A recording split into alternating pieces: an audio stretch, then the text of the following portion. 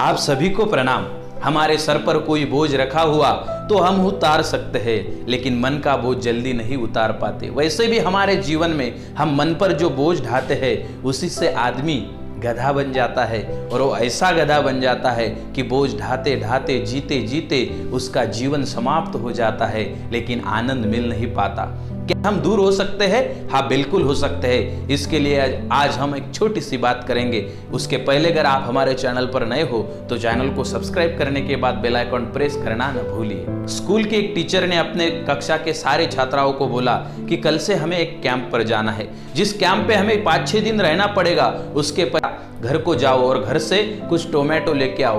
तो सब बच्चे सोच में पड़ गए कि ये टीचर क्या बता रही है। आप जिसके बारे में मन में घृणा रखते हो, जिसका भी तिरस्कार करते हो, जिसका व्यक्तित्व आपको पसंद नहीं, उसका नाम उस टोमेटो पे लिखो। चाहे एक हो सकता है, 2, 3, 4, 5 कितने भी हो सकते हैं।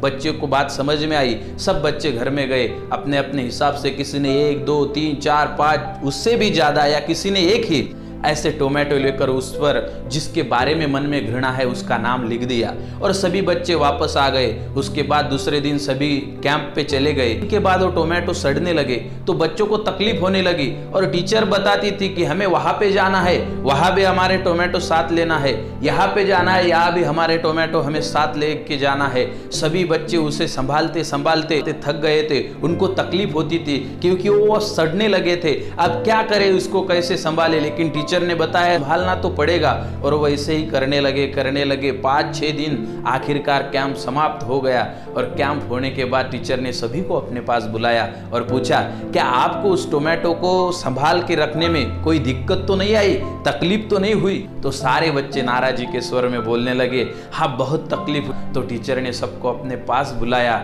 और टीचर मुस्कुराते हुए बोलने लगी, बच्चों हमारे जीवन में भी ऐसा ही है। सड़े हुए टोमेटो हम उसे कैरी नहीं कर सकते, उसे अच्छी तरह से संभाल नहीं सकते, हमें ही तकलीफ होती है।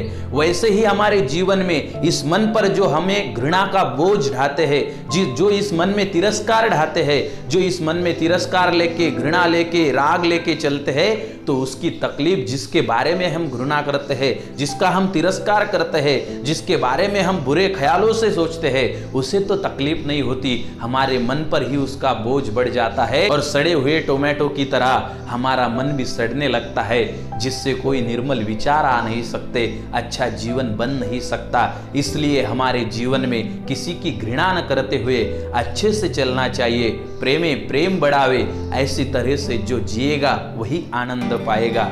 एक बात ख्याल में रखनी है, पल भर हंसने से अगर तस्वीर अच्छी बनती है तो हर पल हंसने से जिंदगी संवर जाएगी। धन्यवाद।